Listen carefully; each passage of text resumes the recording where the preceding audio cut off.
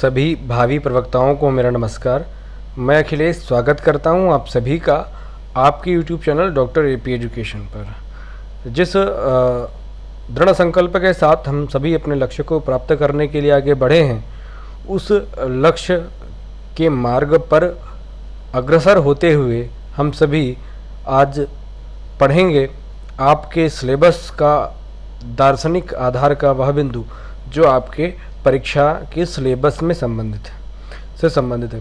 एक बात आप ज़रा समझ लीजिए कि ये जितनी भी विचारधारा दी हुई हैं, दार्शनिक विचारधाराएं, चाहे वो सांख्य हो, योग हो, बौद्ध हो, वेदांत, बौद्ध और जैन, परंतु यदि आप प्रश्न पत्रों को हल करते हैं और देखते हैं तो वहाँ पर कभी कभी सिर्फ इन 5 दर्शनों के अतिरिक्त अन्य दर्शन से भी प्रश्न आ जाते हैं। वे चाहे सुमेलित करने में आए, चाहे मिलान करने में आए, वही एक ही बात होती है, सुमेलित करने में आए या फिर अन्य किसी माध्यम से पूछे जाएं। तो मैंने प्रयास ये किया है कि सांख्य, योग, वेदांत को पढ़ने के साथ साथ 3 जब पढ़ ही लेंगे तो 3 और पढ़ लिया जाए। जितने भी भारतीय 6 दर्शन हैं उन सभी 6 दर्शनों को हम लोग एक बार यहाँ पर देख लें। एक एक नंबर हमारे लिए महत्वपूर्ण है, तो वे प्रश्न हमें हमेशा गड़बड़ कर देते हैं। क्या होता है कि जैसे सांख्य दर्शन का कार्य कारणवाद पूछा गया तो दर्शन और उसका कार्य कारणवाद इस तरीके से सुमेलित करने वाले प्रश्न आ जाते हैं। दर्शन, मोक्ष की अवधारणा, इस तरीके से मिलान करने के लिए प्रश्न आ जाते हैं।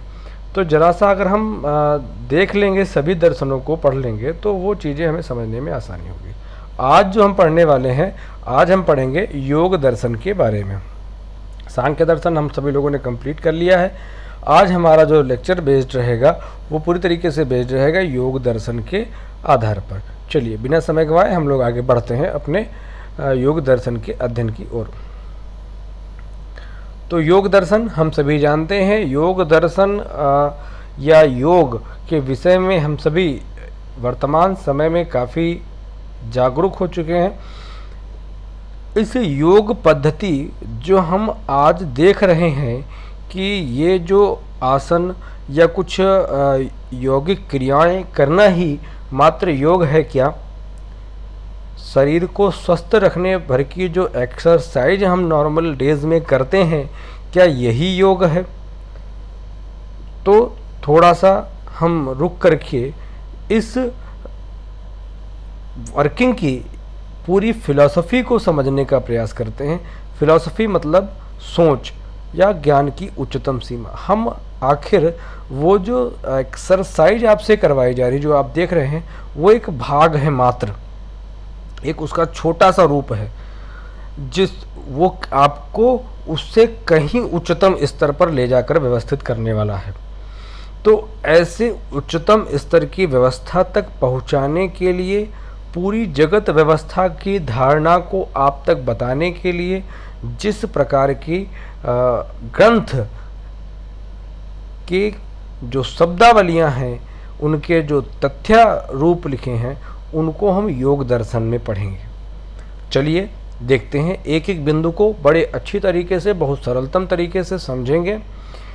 फिलॉसफी हमारे जीवन के दुखों को देखकर, सोचकर, विचार कर उसके समाधान की व्यवस्था की गई है।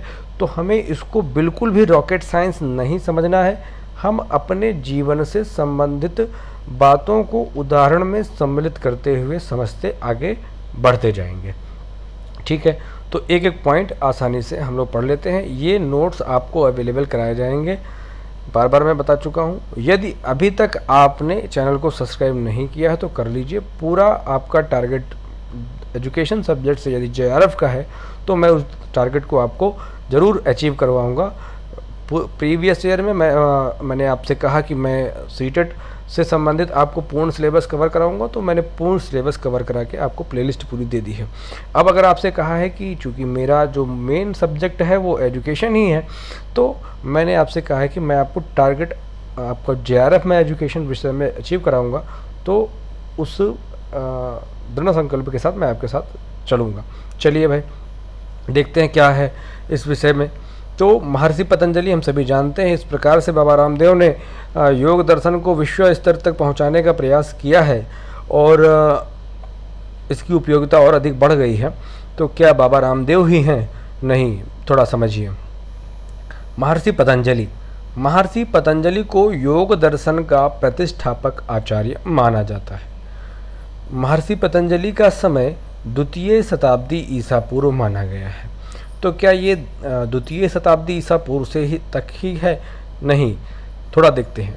इसकी ऐतिहासिक परिप्रेक्ष्य को यदि हम देखें तो उपनिषदों में, महाभारत के कई श्लोक के उदाहरणों में, भगवत गीता, जैन बौद्ध मतों में योग संबंधी क्रियाओं का विवेचन मिलता है, परंतु सर्वप्रथम महर्षि पतंजलि ने ही इसे सुसंबद्ध दार्शनिक सिद्धांत के रूप में इसका विवेचन किया।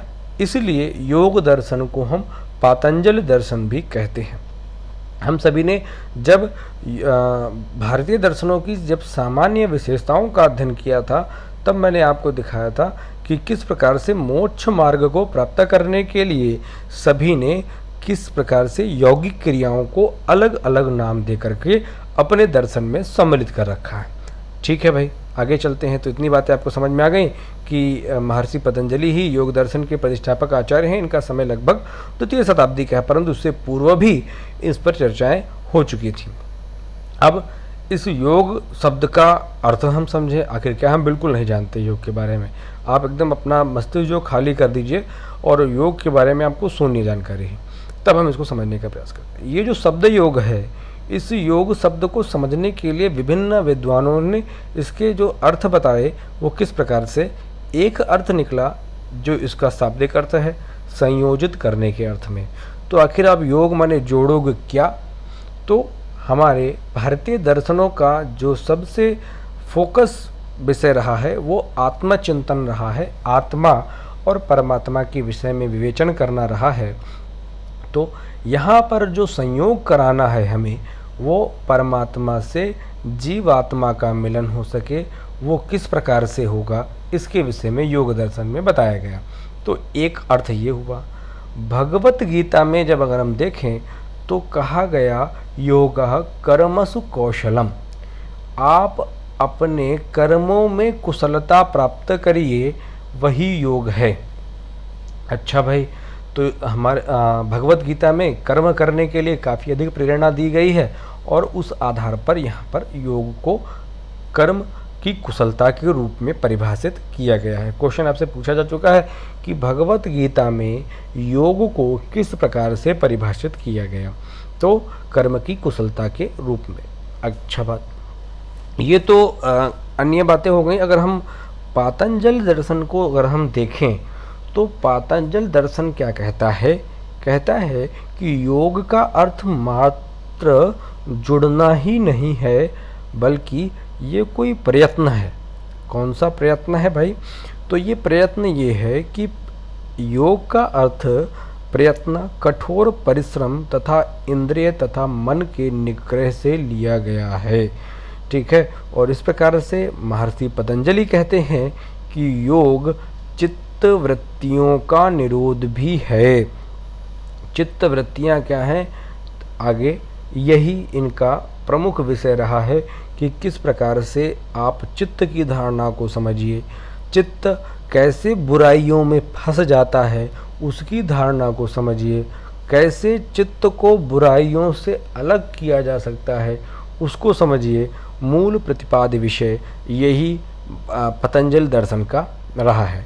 आगे लिखा भी है कि इस पतंजल दर्शन का मूल उद्देश्य यही था कि किस प्रकार संयमी जीवन द्वारा कैवल्य प्राप्त किया जा सकता है। पूर्व में भी मैंने आपको बताया कि जब आप भारतीय दर्शनों को स्पष्ट रूप से पढ़ेंगे तो आपकी जो वाणी होगी और आपका जो स्टेटमेंट होगा वो बहुत ही बैलेंस होगा। तो इस प्रकार से आप इस दर्शन को भी हम जब पढ़ेंगे तो इसकी कुछ बातें ऐसी हैं जिन्हें हम अपने जीवन में निर्धारित कर लेते हैं तो हम अपने लक्ष्य को प्राप्त करने में थोड़ा सा उसे सहायता प्राप्त करेंगे। सामान्य अर्थों में अगर हम देखें तो क्या है ये योग दर्शन? योग दर्शन भारतीय दर्शन की वह विचारधारा है जो इस ब्रह्मांड को ईश्वर द्वारा प्रकृति एवं पुरुष के योग से निर्मित मानती है। यहाँ पर ईश्वर एक तत्व बढ़ रहा है। मैंने आपको बताया था कि सांख्य योग दर्शन को कुछ बातों में समानता होने के कारण सम्यक रूप से उच्चारित किया जाता है। किस प्रकार से आगे देखेंगे, और असमानता क्या है वो भी मैंने आपको बताई थी, यहाँ भी उसकी चर्चा कर लेंगे। तो कहा गया इस ब्रह्मांड को ईश्वर द्वारा प्रकृति एवं पुरुष के योग से निर्मित मानती है, और प्रकृति पुरुष और ईश्वर तीनों को अनादि व अनंत मानती है। यानी यहाँ पर मूल तत्व कितने हैं? 3 हैं। सांख्य में मूल तत्व 2 थे, प्रकृति एवं पुरुष, यहाँ पर 3 हैं, प्रकृति, पुरुष और ईश्वर। यह ईश्वर को कर्म फल के भोग से मुक्त और आत्मा को कर्म फल का भोक्ता मानती है, और यह प्रतिपादित करती है कि मनुष्य जीवन का अंतिम लक्ष्य जो है वो परमानंद की अनुभूति है, जो अष्टांग योग साधना द्वारा ही प्राप्त किया जा सकता है। चलिए, अच्छी बात है, ये एक ओवरव्यू था। आगे देखें कि आखिर जो हमारा पातंजलि दर्शन है, उस पातंजलि के दर्शन का मूल आधारभूत ग्रंथ क्या है? तो महर्षि पतंजलि के दर्शन का जो आधारभूत ग्रंथ है उसे योग सूत्र नाम दिया गया है। यानी जो मूल किताब है जहाँ से पढ़कर हम योग दर्शन के सिद्धांतों को समझ पाते हैं, तो उस किताब का नाम है, महर्षि पतंजलि द्वारा लिखी गई वह किताब है, नाम है योग सूत्र। ये जो योग सूत्र पुस्तक है, इस पूरे योग सूत्र की पुस्तक में जितनी भी बातें लिखी गई हैं उनको 4 भागों में बांटा गया है। ठीक है, योग को व्यवस्थित ढंग से दार्शनिक प्रतिपादित किया गया है, और जिसको 4 भागों में या 4 अध्यायों में बांटा गया। पहला जो अध्याय था उसको नाम दिया गया समाधिपाद, दूसरा साधनापाद, तीसरा विभूतिपाद और कैवल्यपाद। ये जो प्रथम अध्याय है समाधिपाद में, ये मेन बुक है, बेस बुक है, और इस पर आगे भाष्य भी लिखे जाएंगे।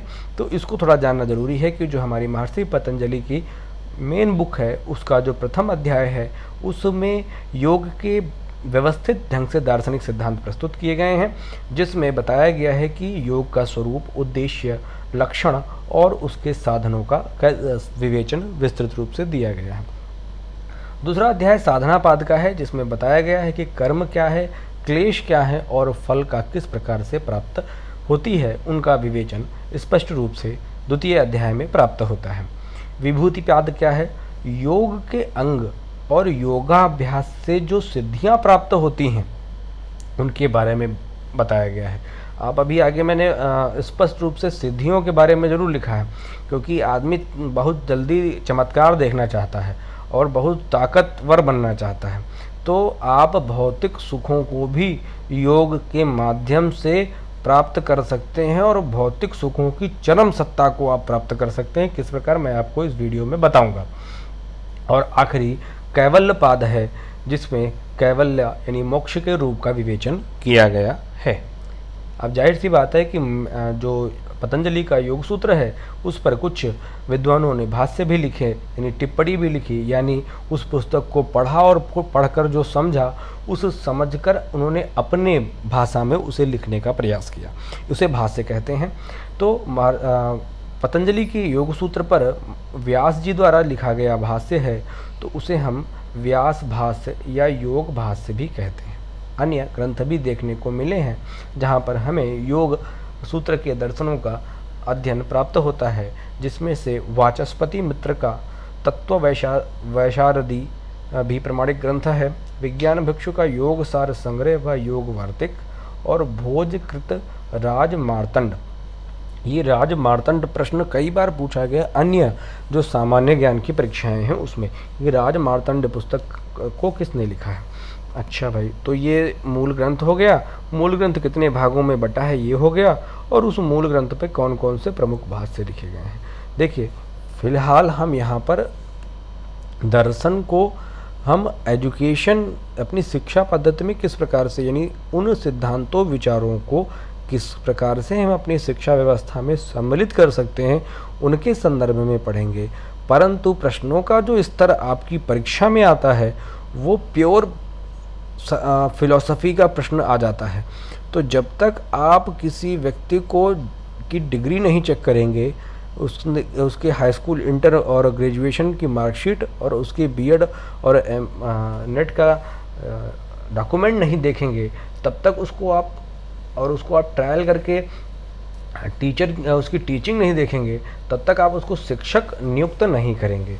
इस प्रकार से ही जब तक हम सभी पूरे मूल रूप से हम उस दर्शन को अगर स्पष्ट रूप से नहीं समझ पाएंगे, तो हम उस दर्शन के सिद्धांतों को किस प्रकार से अपनी शिक्षण व्यवस्था में सम्मिलित कर पाएंगे, यह एक बड़ा प्रश्न है। इसीलिए मेरा जो प्रयास ये है कि मैं पहले आपको ये प्रयास कर रहा हूँ कि मूल दर्शन को अच्छे से समझा दूँ जितना आपके लिए आवश्यक है। वैसे मूल दर्शन तो बहुत व्यापक है, उसको पूरी तरीके से समझा पाना मेरे बस की बात तो नहीं, ठीक है, क्योंकि वो फिलॉसफी के हम सभी इसके एजुकेशनल के पॉइंट ऑफ व्यू से पढ़ रहे हैं, तो मैं प्रयास कर रहा हूँ कि अधिक से अधिक जानकारी मैं आपको दे सकूँ। ठीक है, चलिए भाई आगे की बात कर लें। तो सांख्य दर्शन जो है वो कैवल्य की प्राप्ति के लिए, जितने भी दर्शन है वो सभी का अंतिम लक्ष्य कैवल्य की प्राप्ति है। कैवल्य का मतलब ये हुआ कि जो तुम रोज के रोज लड़ाई करते हो, झंझट करते हो, घूस लेते हो और दौड़ भाग करते हो, ये जीवन में तुम क्यों इतना लाद रहे हो अपने सर पर? मरकर कहाँ जाओगे? तो ये हम जितने भी दर्शन पढ़ेंगे उन सभी दर्शनों के जो सार तत्व को इसलिए ही पढ़ रहे हैं क्योंकि हम शिक्षा के माध्यम से मनुष्य या छात्र में उन मूल्यों को विकसित कर सकें जिससे वह ये समझे कि ये जो पैसा, रुपया, वैभव, भौतिक संपदा है, उस संपदा को मैं अपने जीवन को जीवित करने के लिए अपने जो आश्रित हैं उनको अच्छा जीवन देने के लिए मैं बना सकूं। बहुत अधिक मूल्यों को गिराकर भ्रष्टाचार या आतंकवाद, इन सब को करके जो धन अर्जित होगा उसका कोई भी अस्तित्व नहीं होगा। बार बार मुझे उनको भोगने के लिए यहाँ पर कुत्ता, बिल्ली, भैंस, बकरी, गधा, सियार बनना पड़ेगा उनको भोगने के लिए। ठीक है, इसलिए हम शिक्षक होने के नाते, मार्गदर्शक होने के नाते, गुरु होने के नाते उसे एक सतमार्ग देंगे कि अपने जीवन में आपको इन बातों का सदैव ध्यान रखना है। और बहुत अच्छी बातें इस योग दर्शन में बताई गई हैं, इसलिए आप चलते रहिए। सांख्य दर्शन कैवल्य की प्राप्ति के लिए ज्ञान मार्ग का विधान करता है, जबकि योग दर्शन जो है इस हेतु चित्त की एकाग्रता, चित्त क्या है?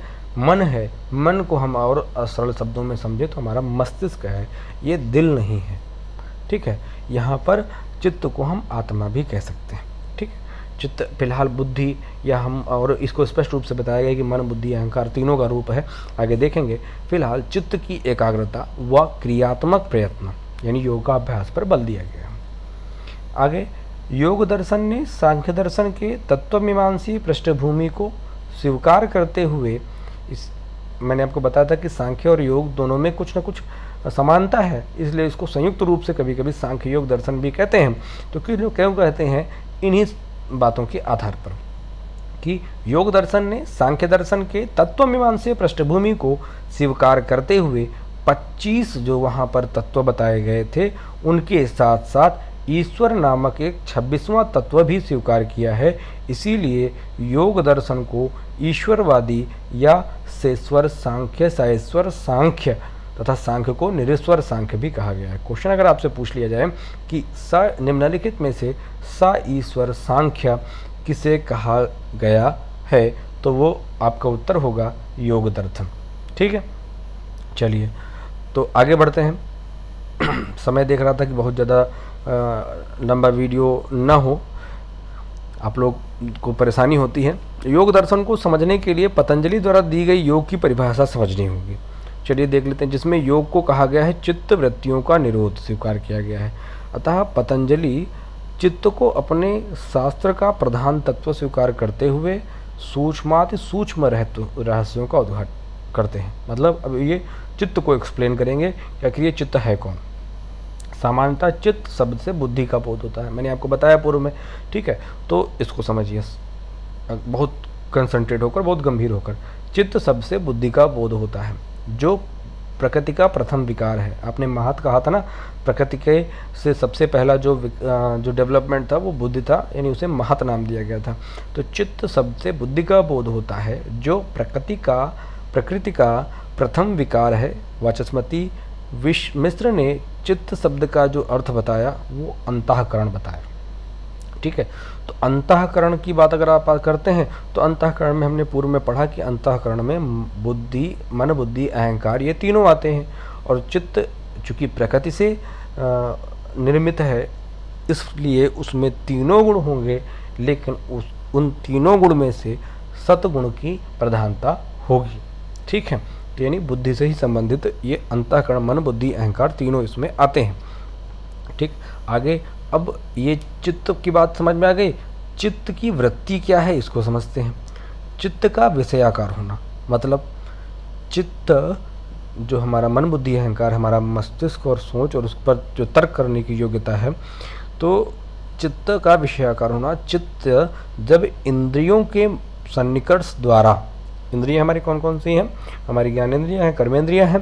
ठीक है, इंद्रियों के द्वारा विषयों के संपर्क में आता है और विषयाकार होता है। कोई आपने भोजन खाया तो भोजन वो बहुत ज़बरदस्त है यार, अब आपको कहा गया कि बहुत अधिक आपको तला भुना नहीं खाना है, तला भुना खाएंगे कि तो आपका स्वास्थ्य गड़बड़ होगा और आप ध्यान नहीं लगा पाएंगे। लेकिन क्या करें, जबान लबलबा रही है, पुराना याद आ रहा है स्वाद।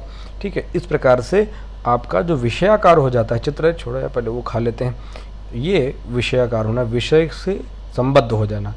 अब क्या होता है, विषयाकार चित्त का पुरुष में आरोप होने के कारण पुरुष बुद्धि या चित्त के गुणों को अपना समझता है और स्वयं को सुखी, दुखी व कर्ता इत्यादि समझने लगता है। अब क्या है, ये जो विषयाकार चित्त है, या बनाया तो थे बहुत अच्छा खाना, लेकिन क्या करें, गड़बड़ा गया। ठीक है, तो अब इस जो चित्त, हमारी जो मूल प्रवृत्ति है, उसमें जब हमारे इस विषयाकार चित्त की एंट्री होगी तो ये हर चीज़ में क्या करेगा, अच्छा बुरा और सुख दुख ये सब सोचेगा और कहेगा कि यार मेरे वजह से ऐसा हो गया। तो इसी विषयों से संबंधित, अब विषयों को एक रामधारी सिंह दिनकर की एक कविता याद आती है, जिसमें उसने कहा कि वो कहते हैं कि आदरणीय हमारे राष्ट्र कवि हैं, वो कहते हैं कि एक शायद चंद्रमा से उनकी बातचीत हो रही थी, तो कहा कि ये इंसान जो है वो स्वयं अपने भंवर जाल को बनाता है और स्वयं उसी में फंसता है। ठीक है, मैं हिंदी का चूँकि नहीं हूँ तो परंतु मैंने वो कविता सुनी थी, तो उसका एक ये बड़ा अच्छा उसमें से प्रसंग मिल सकता है। ठीक है, कि अपने खुद ऐसा काम करते हो, खुद उसमें फंसते हो और फिर रोते हो कि यार ऐसा क्यों कर दिया मैंने।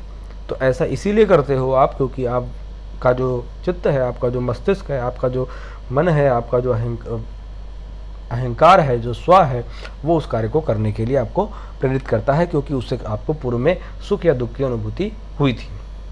अच्छा, पतंजलि चित्त की वृत्तियों का उल्लेख करते हैं, प्रमाण, विपर्यय, विकल्प, निद्रा व स्मृति। तो क्वेश्चन बनता है कि पतंजलि चित्त की कितनी वृत्तियों का उल्लेख करते हैं, तो चित्त की 5 वृत्तियों का उल्लेख करते हैं।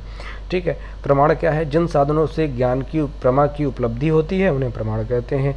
योग दर्शन भी सांख्य के समान 3 प्रमाण को स्वीकार करता है। पढ़ चुके हैं हम लोग, जानते हैं प्रमाण 3 तो कौन थे, प्रत्यक्ष, अनुमान और शब्द। योग दर्शन प्रत्यक्ष, अनुमान और शब्द से प्राप्त ज्ञान को सर्वथा प्रमाणिक नहीं मानता, क्योंकि यह ज्ञान पुरुष और बुद्धि के भ्रांतिमय मिश्रण से प्राप्त होता है। वस्तुओं के स्वभाव के विषय में यदि आपको सत्य ज्ञान प्राप्त करना है तो आपको योगाभ्यास करना होगा। चित्त को परमात्मा से जोड़ने के लिए जो अभ्यास करना पड़ेगा, तब आप अपने मूल स्वरूप को जान पाएंगे, मूल ज्ञान को जान पाएंगे। दूसरा विपर्यय, परिकल्पना जिसको हम कहते हैं, और इस मतलब पहले से कोई सोच के रखते हैं, यानी यह भ्रांतमान ज्ञान है।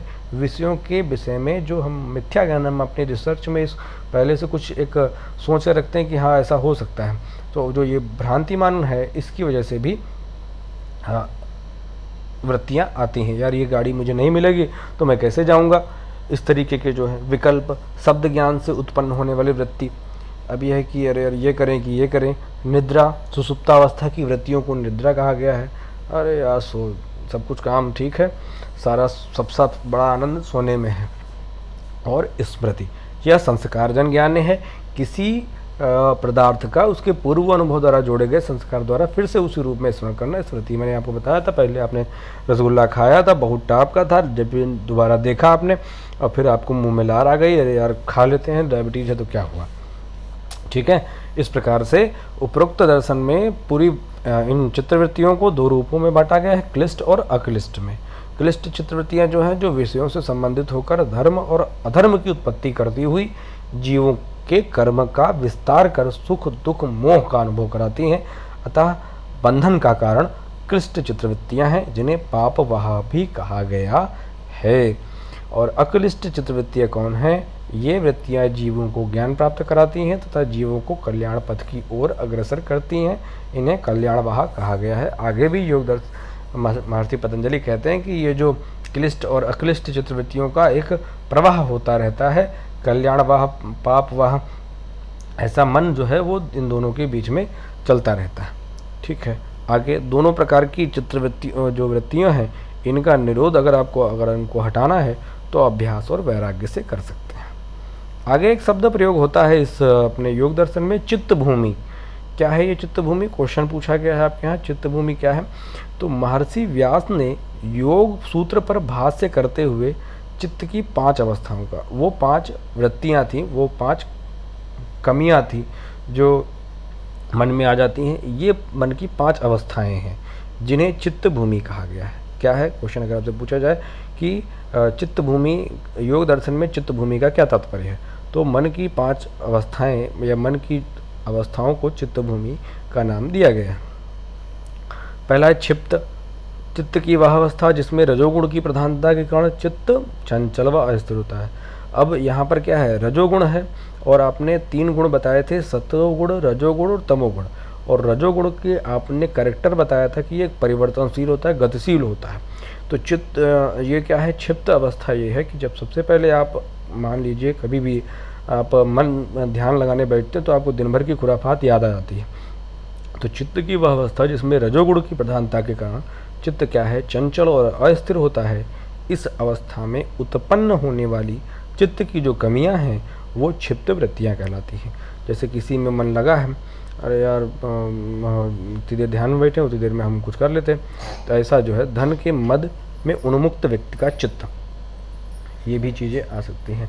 ठीक है, तो ये एक अवस्था हो गई क्षिप्त। दूसरी है मूढ़, इनमें तमोगुण का अधिपत्य होगा। जब तमोगुण है तो शून्यता आएगी। इस अवस्था में विवेक शून्य, कर्तव्य अकर्तव्य के बोध से शून्य रहता है। क्या नहीं करना है, इनके से यह शून्य है। इसकी प्रवृत्ति अधर्म, अज्ञान, अवैराग्य और अनिश्चय की ओर ले जाती है, जैसे निद्रा, आलस्य और प्रमाद।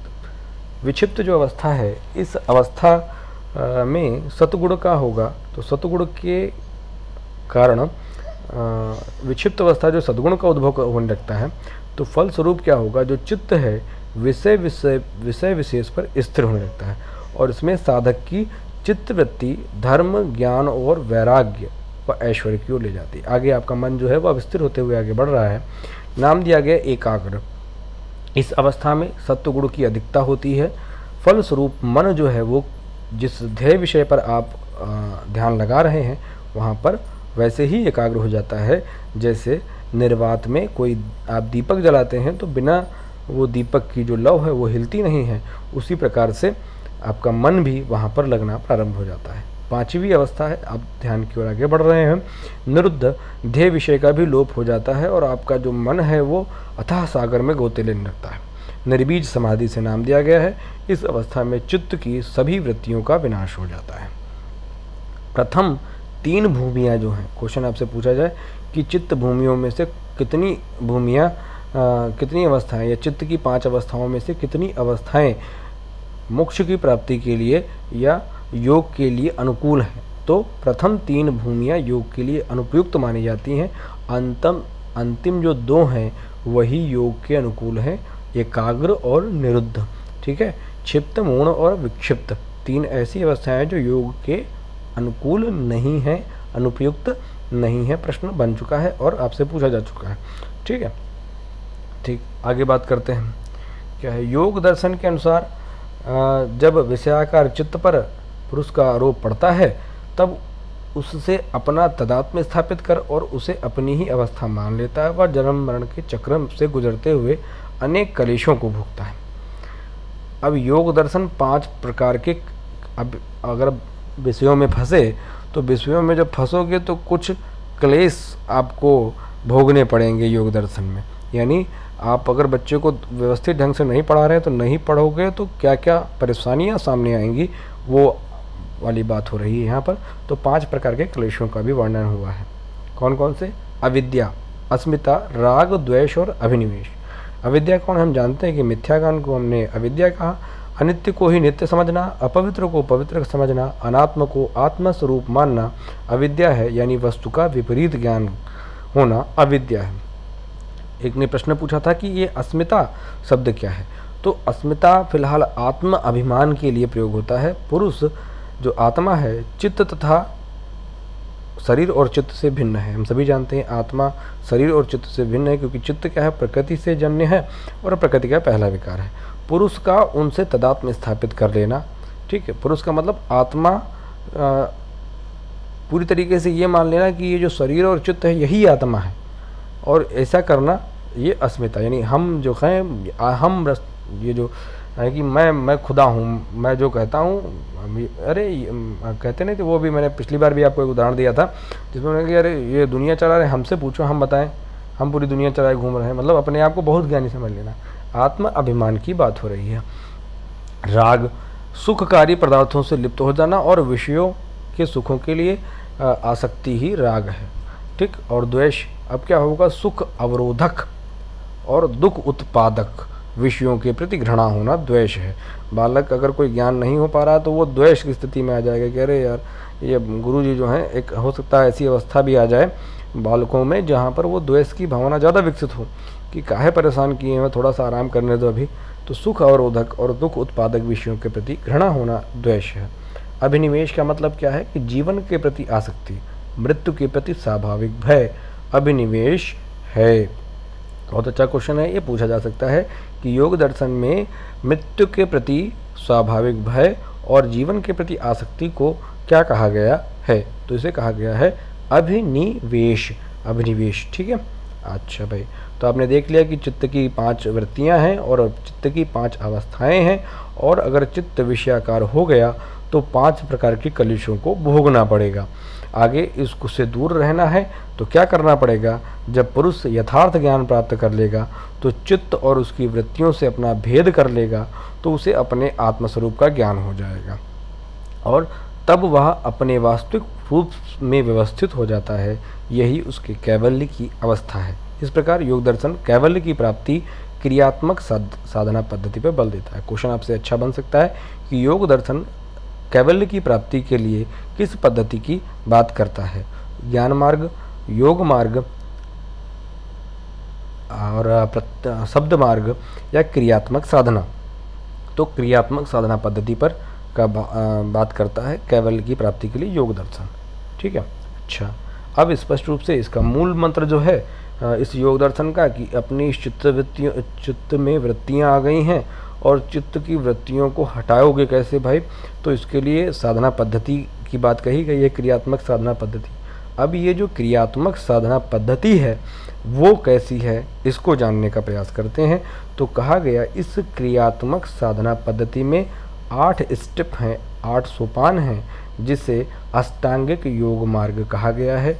इसी को ही वहाँ बौद्ध दर्शन में भी अपने यहाँ जो नाम दिया गया अष्टांगिक मार्ग, ठीक है, उसका मिलता जुलता वहाँ पर उस शब्द को प्रयोग किया गया है। इसीलिए लगभग सभी जगह सभी दर्शन में योग को मोक्ष प्राप्ति का एक साधन माना गया है, ठीक है। तो 8 स्टेप है अष्टांगिक मार्ग, जैसे हम यम, नियम, आसन, प्राणायाम, प्रत्याहार, धारणा, ध्यान, समाधि बोलते हैं। फिर से एक बार मेरे साथ बोलिए, यम, नियम, आसन, याद कर लीजिए पूरी तरीके से 8 स्टेप ये। यम, नियम, आसन, प्राणायाम, प्रत्याहार, धारणा, ध्यान और समाधि। एक को समझते हैं। यम क्या है? यम मतलब संयम। यम मतलब संयम। किसका किसका संयम? शरीर का संयम, मन का संयम और वाणी का संयम क्या कहलाता है? यम कहलाता है। और शरीर, मन और वाणी पर संयम किस प्रकार से करे गए हैं, इसके बारे में 5 व्रत बताए गए। कौन कौन से? अहिंसा, सत्य, असत्य, ब्रह्मचर्य और अपरिग्रह। जैन दर्शन में भी 5 व्रत बताए गए हैं। ठीक है, तो देख लीजिए कौन है। अहिंसा का मतलब ये नहीं कि गांधी जी वाला अहिंसा। अहिंसा का मतलब देखिए, प्रत्येक समय आप मन से, वचन से और कर्मों से सभी जीवित प्राणियों के प्रति द्वेष भाव और हिंसा को परित्याग करेंगे। ठीक है, और यम का प्रथम व्रत जो है अहिंसा, उसे सर्वाधिक महत्वपूर्ण और यमों का आरंभ। इन 5 व्रतों में से सबसे महत्वपूर्ण कौन सा व्रत है? वो अहिंसा, और इसे यमों का आरंभ व अंत भी कहा गया है। दूसरा है सत्य, मिथ्या वचन नहीं बोलेंगे आप। परित्याग, क्या बोलेंगे? यथानुभूत, यथा दृष्ट और आप्त पुरुषों से यथाश्रुत तथ्य का उसी रूप से कथन करेंगे, वही सत्य बात होगी। जो आपने देखा है, जो आपने अनुभूत किया है और जो आपने विशेषज्ञ व्यक्तियों से बात सुनी है, उसको उसी रूप में बताना सत्य वचन कहलाता है। असत्य माने चौर प्रवृत्ति, दूसरों के धन को चुराना नहीं चाहिए, ये एक व्रत है। तब आप अपने शरीर और मन वाणी पर संयम कर पाएंगे। ब्रह्मचर्य, मन वाणी और कर्म से काम सुख का परित्याग। अपरिग्रह क्या है? कि आवश्यकता से अधिक संपत्ति का संचय न करना, जिसके बारे में पहले आपको मैं बता चुका। तो ये यम था जिससे आपने संयम किया था, और संयम करने के लिए 5 व्रत बताए गए थे। नियम की बात करते हैं, तो यम के बाद नियम आता है। तो नियम क्या है? नियम और नियम और प्राणायाम को ऐच्छिक नाम दिया गया है, ऐच्छिक साधन कहा गया है कि इच्छा हो तो करो, नहीं इच्छा है तो आप इस पर अपना विषय थोड़ा सा इसको आप देख सकते हैं। तो कहा गया नियम भावात्मक सद्गुणों का अभ्यास। भावात्मक सद्गुण, यद्यपि ये विषय ऐच्छिक है, फिर भी योग साधना के मार्ग का सहारा लेने वाले प्रत्येक व्यक्ति के लिए इसका अभ्यास करना आवश्यक है। इसके अंतर्गत भी 5 व्रत आते हैं: शौच, संतोष, तप, स्वाध्याय और ईश्वर प्रणिधान। सोच क्या है? बाह्य शरीर का स्नान, आज द्वारा इसका शुद्धिकरण। संतोष क्या है? बड़ा अच्छा शब्द है, बड़ी अच्छी परिभाषा है, जो हम अक्सर अपने यहाँ गलत तथ्यों में एक्सप्लेन करते हैं संतोष को। संतोष का अर्थ है समुचित प्रयास से जो भी प्राप्त हो उसे पर्याप्त मानना। आपने कोई प्रयास नहीं किया है, अरे ठीक है यार जो होगा देखा जाएगा। अब फॉर्में नहीं भरे हो तुम, पैसे पास हो जाओगे? फॉर्म भर दिए, पढ़ाई नहीं किए, पास कैसे हो जाओगे? अरे ठीक है जो मिला ठीक है। ये कैसे ठीक कैसे है? यदि आपने पूरे तन मन धन से अपने जितनी भी आपके शारीरिक सामर्थ्य है, उस सामर्थ्य से आपने अपनी परीक्षा की तैयारी की और उस सामर्थ्य से आपको जो रिजल्ट प्राप्त हुआ वो, तब आप संयम करेंगे। आपने पढ़ाई ही नहीं की, 1 घंटा पढ़ा, 2 घंटा पढ़ा और आप JRF टारगेट बनाए बैठे हो, अरे यार क्या करें, किस्मत में है ही नहीं तो कैसे मिल जाएगा। तो ये शब्दों का प्रयोग आप नहीं कर सकते, मतलब संतोष वो नहीं है। ठीक है, अगर आपने समुचित प्रयास कर रखा है तब आपको जो प्राप्त हो रहा है वो संतोष है। तब शीत उष्ण दोनों को सहने का अभ्यास, कठिन व्रत आदि का पालन करना। स्वाध्याय, धर्म ग्रंथों और श्रुतियों का अध्ययन करते रहे। ईश्वर प्राणिधान, यानी सदैव आपको ईश्वर का ध्यान रहे। योग दर्शन में ये जो यम और नियम के जो 5-5 व्रत हैं, इनको 10 महाव्रत की संज्ञा भी दी गई है। ठीक है, आगे बताऊंगा। आसन, शरीर का संयम, चित्त की एकाग्रता के लिए शरीर का अनुशासन भी उतना ही आवश्यक है जितना मन का।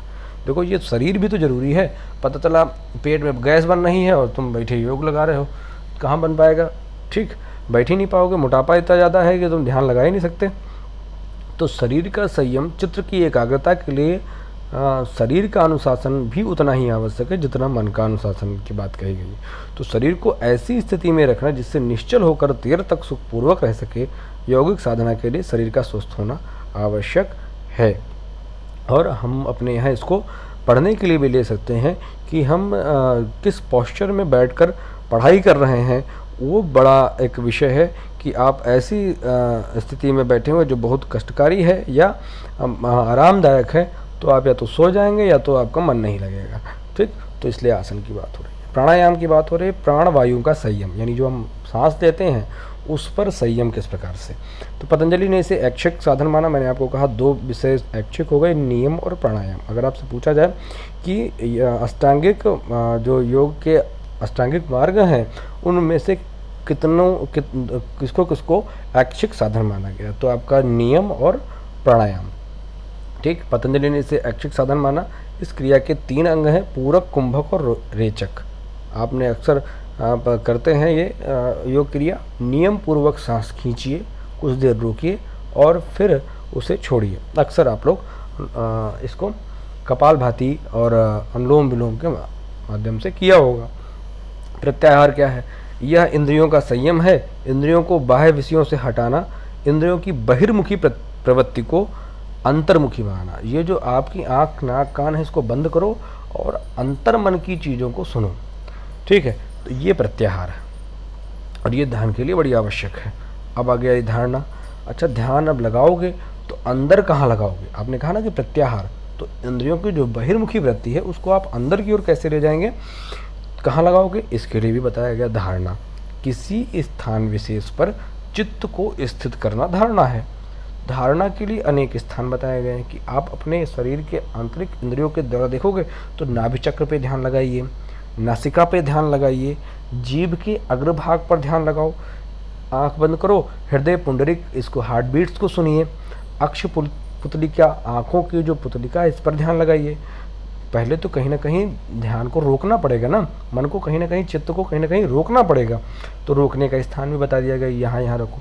बाहर आंखें खोल कर ना देखो कि पेड़ देख रहे हो, ठीक है, वो नहीं। अंतर प्रवृत्ति, अपनी जो इंद्रियां हैं इनके माध्यम से हमको आंतरिक चीज़ों को देखना और सुनना है।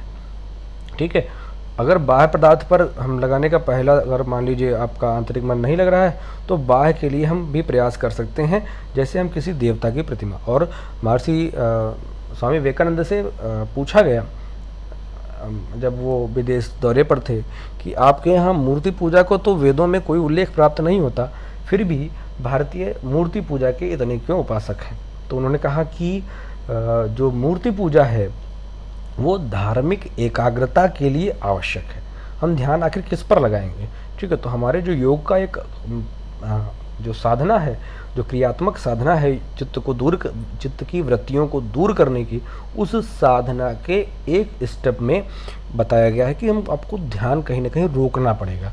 तो कहाँ रोकोगे? इसके लिए हम बाह्य विषय पर, हम ईश्वर की प्रतिमा पर भी ध्यान को रोक सकते हैं, और आंतरिक विषयों पर जैसे हमें रोकना है तो हमको स्थान बताए गए, इन स्थानों पर भी आप अपने ध्यान को रोक सकते हैं।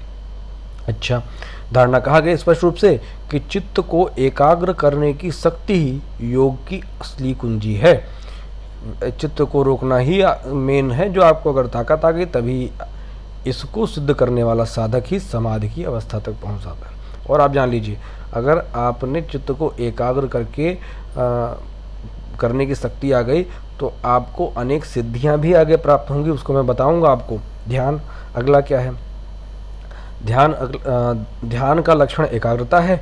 ध्यान में एक समय में एक ही ज्ञान का प्रवाह होता है और वह अन्य प्रकार से के ज्ञान से भिन्न होता है। अगर आप एक समय में किसी परीक्षा की तैयारी ध्यान लगाकर कर रहे हैं तो उस समय आप वही परीक्षा की तैयारी कर रहे हैं, दूसरे विषय की परीक्षा की तैयारी नहीं कर रहे हैं, तो आपका ध्यान है। जब ध्यान अभ्यंतर या बाह्य विषयों की ओर प्रेरित होता है तब साधक को असाधारण शक्तियाँ प्राप्त होती है। जब ध्यान आप लगाते हैं और जब उच्चतम शिखर की ओर आगे की ओर बढ़ती है तो अनेक प्रकार की सिद्धियाँ प्राप्त होती हैं। परंतु जो ये मोक्ष प्राप्त करने वाला मुमुक्षु है, व्यक्ति है, उसको इस स्थिति में सावधान रहना पड़ेगा, क्योंकि ये सिद्धियाँ जो हैं वो अहंकार भी पैदा करती हैं। कौन कौन सी सिद्धियाँ आगे बताऊँगा। ध्यान ही पराकाष्ठा पर पहुँचकर समाधि में परिवर्तित हो जाता है। ठीक है, जो ध्यान आप लगा रहे हैं यह योग की साधना का लक्ष्य है। समाधि ही लास्ट इसका लक्ष्य है। एक सरल नित्य पूर्ण जीवन यह वह दशा है जिससे होकर कैवल्य के पूर्व गुजरना पड़ता है। जीव का संबंध बाह्य जगत से पूर्णतः टूट जाता है। समाधि के 2 प्रकार बताए गए हैं, संप्रज्ञात समाधि और असंप्रज्ञात समाधि। संप्रज्ञात समाधि का मतलब क्या है? केवल यहाँ पर अभी धारणा वाला जो कॉन्सेप्ट था कि ध्येय विषय का ज्ञान है। सबीज समाधि जिसके 4 प्रकार बताए गए हैं। सवितर्क यानी समाधि की वह अवस्था जिसमें किसी स्थूल बड़े विषय पर हम चित्त को रोकते हैं, जैसे देवता की मूर्ति। उसके बाद और हम सूक्ष्म चलते हैं, स्थूल विषय का त्याग हो जाता है सविचार में, सूक्ष्माति सूक्ष्म विषय पर हम केंद्रित करने लगते हैं। सानंद, जब हम उसको कहीं पर सूक्ष्माति सूक्ष्म विषय पर रोकते हैं तो हमें एक विशेष आनंद की अनुभूति होती है। सद्गुण क्योंकि विकसित होते हैं। और सस्मित, केवल मैं हूँ का ज्ञान रह जाता है। फिर अपने आंतरिक मन को आप देखना शुरू कर देते हैं। परंतु इससे भी उच्च लेवल की एक है असंप्रज्ञात समाधि, जहाँ पर कुछ भी ध्यान नहीं रह जाता, कोई भी चित्तवृत्ति उपस्थित नहीं रहती, न स्थूल न सूक्ष्म, सभी विषयों का अभाव हो जाता है। आप ज्ञान के ब्रह्मांड के अथाह सागर में गोते लगाना शुरू कर देते हैं। इसे निर्वीज समाधि भी कहा गया है। अच्छा, जो मैंने आपको ऊपर बताया था कि ध्यान लगाओगे तो कुछ सिद्धियां भी प्राप्त होती हैं, सिद्धियों के बारे में बताया गया है। और जो भारतीय ग्रंथों को पढ़कर उन पर अंधविश्वासी होने का जो आरोप लगाते हैं, तो और कई स्कूल अब तो उन पर भी प्रश्न चिन्ह हो गया है। और जो वर्तमान समय में इस पद्धति को, योग पद्धति को अपने स्कूलिंग सिस्टम में प्रयोग करके छात्रों के मन मस्तिष्क को इतना शार्प बना रहे हैं कि अभी कोई एक योग शक्ति के नाम से स्कूल चलता है, तो वहाँ पर वो पुस्तक बच्चों के सामने पूरी पुस्तक पलटते हैं और वो पलटते ही उनको याद हो जाती है। तो ये क्या है, इसके पीछे योग है। कौन कौन से, आइए ये सिद्धियाँ आपको मैं दिखाता हूँ कौन कौन सी सिद्धियाँ हैं। साधक सत्य तत्व की जो सतगुण है कि उच्चतम अवस्था को प्राप्त करने पर अद्भुत शक्तियों का अनुभव करता है। इन शक्तियों को विभूति या ऐश्वर्य कहते हैं। इन विभूतियों में अष्ट सिद्धियों का महत्वपूर्ण है। कौन कौन सी? अणिमा, अणिमा माने अणुवत अत्यात्म छोटा स्वरूप धारण कर लेना या अदृश्य होना। हनुमान जी जब गए थे बाहर, तो लंकनी के सामने उन्होंने क्या किया था, लंका के द्वार पर एकदम मशक समान उन्होंने शरीर धर लिया था। तो उससे इससे उसको हम जोड़ सकते हैं, यानी उन्होंने योग के ध्यान में उन्होंने ये सिद्धियां भी प्राप्त कर ली थी। लघिमा, अत्यंत हल्केपन का अनुभव करके उड़ने की स्थिति में आना। आपने कहा कि पता नहीं कैसे यहाँ वहाँ उड़ जाते थे, तो ये शक्ति थी लघिमा की शक्ति, उनको लघिमा की सिद्धि वो प्राप्त कर लेते थे। अगला महिमा, बड़ी से बड़ी वस्तु का आकार ग्रहण करना, यानी अपना कहते हैं कि हम लोग आरती पढ़ते हैं उसमें कहते हैं कि हनुमान जी का मतलब भीम रूप धर के दानवों का आपने अंत कर दिया। तो इस प्रकार से बड़े से बड़ा शरीर भी धारित कर सकते हैं। प्राप्ति, कहीं से कोई भी वस्तु को प्राप्त करने की योग्यता, कहीं भी है उसको आपने कहा हाथ ऐसे किया, लो सामने आगे ले जाओ। प्राकाम्य, इच्छा शक्ति के बाधित रहने की अवस्था, जो मन में आए वो कर लीजिए, ठीक है। प्राकाम्य इसको शब्द किया। वशीत्व, सभी जीवों को वशीभूत कर लेना, ये एक सिद्धि है। ईश्वत्व, ईशित्व क्या है? ये ईश्वर की मतलब आप जब इतने शक्तिशाली हो जाएंगे तो कभी कभी ऐसा लगता है कि जितने भी बड़े छोटे और छोटे से छोटे सूक्ष्माति सूक्ष्म वस्तु हैं, ये सब इन पर मेरा राज है, मैं इन सब का स्वामी हूँ, ठीक है। तो इनके नियंता होने का अनुभव भी प्राप्त होने लगता है। आखिरी सिद्धि क्या है? यत् कामाव सायित्व, सभी संकल्पों की सिद्धि, जो भी मन में आया वो काम कर लिया, ऐसी शक्तियाँ प्राप्त हो जाती हैं। परंतु स्पष्ट रूप से रुकिए और समझिए कि पहले भी कहा गया था मुमुक्षु को इस अवस्था में सावधान रहने की आवश्यकता है। ये इन सिद्धियों का आपको जब आवश्यकता पड़े तभी प्रयोग करिए, हमेशा प्रयोग नहीं करना है। कहा गया ये विभूतियाँ कैवल्य नहीं है, ईश्वर के प्रतीक के रूप में प्रणव मंत्र ओम का उच्चारण है, और यम नियम को योग दर्शन का 10 महाआदेश भी कहा गया है। और जब आप समाधि की अवस्था में पहुँचेंगे और संप्रज्ञात समाधि की अवस्था में पहुँचेंगे, असंप्रज्ञात समाधि की अवस्था में पहुँचेंगे, ये आपके कैवल्य की मार्ग की ओर आपको ले जाएंगे। तो ये था योग दर्शन। योग दर्शन में चित्त का अर्थ बताया गया, उसके कितनी वृत्तियाँ हैं उनके बारे में बताया गया, चित्त की कितनी अवस्थाएँ हैं उनके बारे में बताया गया, कितने प्रकार की आपको जब इस चित्त में वृत्तियाँ आएंगी तो कौन कौन सा आपको कमी हो सकती है, कौन कौन से कष्ट आप पर आएंगे, उनकी बात बताई गई। और इन कष्टों को दूर करके आप कैवल्य की प्राप्ति किस प्रकार के क्रियात्मक साधना पद्धति का प्रयोग कर सकते हैं, उसके लिए 8 सोपान बताए गए, और जिनके बारे में मैंने आपको बताया। अब पूरी तरीके से आपने योग दर्शन की फिलॉसफी को समझ लिया है। इसके कुछ एजुकेशनल प्रोस्पेक्ट को फटाफट समझ लेते हैं 2 मिनट में। तो कैसे देखें कि योग दर्शन मनुष्य के अंतःकरण का वैज्ञानिक विश्लेषण प्रस्तुत करता है। बहुत बेहतरीन तरीके से उन्होंने चित्त की वृत्तियाँ और चित्त को भी बड़े अच्छे तरीके से एक्सप्लेन किया है। कहा कि बुद्धि का एक रूप है, और बुद्धि क्या है? प्रकृति का एक प्रथम विकार है। आगे वाचस्पति मिश्र जी ने स्पष्ट रूप से बताया कि ये अंतःकरण है, जिसमें बुद्धि भी है, मन भी है, माइंड भी है, इंटेलेक्चुअल भी है और अहंकार भी है। तो वैज्ञानिक विश्लेषण प्रस्तुत करता है। फिलहाल योग दर्शन चूँकि सांख्य दर्शन का तत्व मीमांसा तत्वों का स्वरूप स्वीकार करता है, इसलिए जो बातें हम सभी ने सांख्य दर्शन में पढ़ी हैं, जो मनोविज्ञान हम सभी ने सांख्य दर्शन में पढ़ा है, सांख्य दर्शन की एजुकेशनल पार्ट में पढ़ा है, वो लगभग यहाँ पर भी अप्लाई होता है। इसीलिए उसको मैंने दोबारा नहीं लिखा और ये दोनों में समानता है। जो असमानता है वो मैं आपको बताते हुए आगे चल रहा हूँ। योग दर्शन के अनुसार वास्तविक शिक्षा वह है जो मनुष्य की आत्मा को प्रकृति तत्व की ओर से हटाकर इंद्रियों को क्या करना है, आपको प्रत्याहार में आपको बाहर से लगाकर अंदर की ओर देखने की बात है। और हमारे यहाँ ज्ञान को अंदर से बाहर की ओर प्रकट करने की ही बात कही गई है।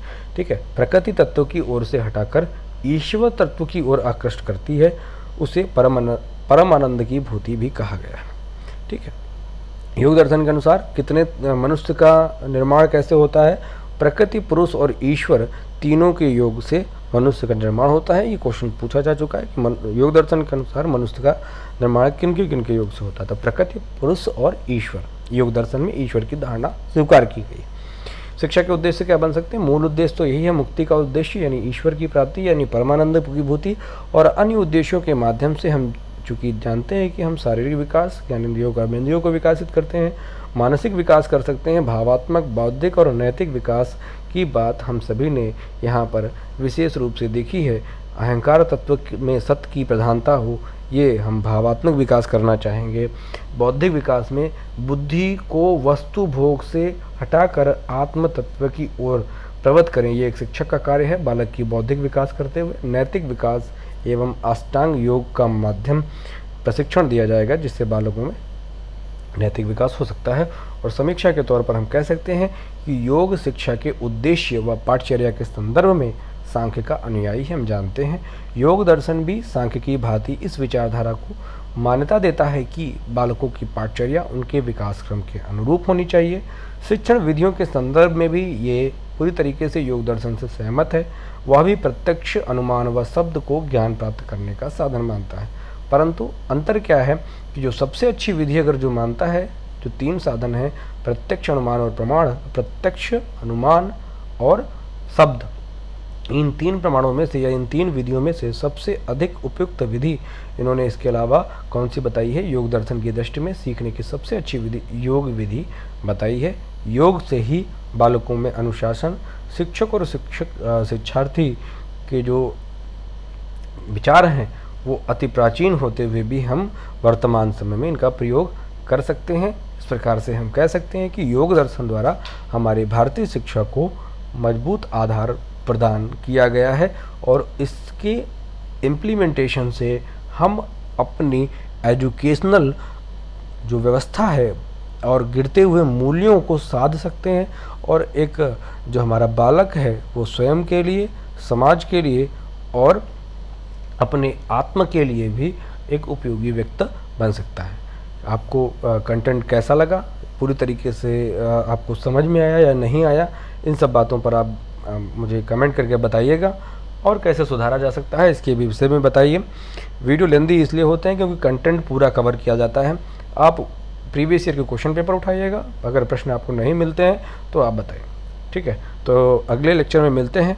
तब तक के लिए अगर सब्सक्राइब नहीं किया अभी तक आपने, मैंने बीच में आपको डिस्टर्ब भी नहीं किया, तो सब्सक्राइब करके ही जाइए और मिलते हैं अगले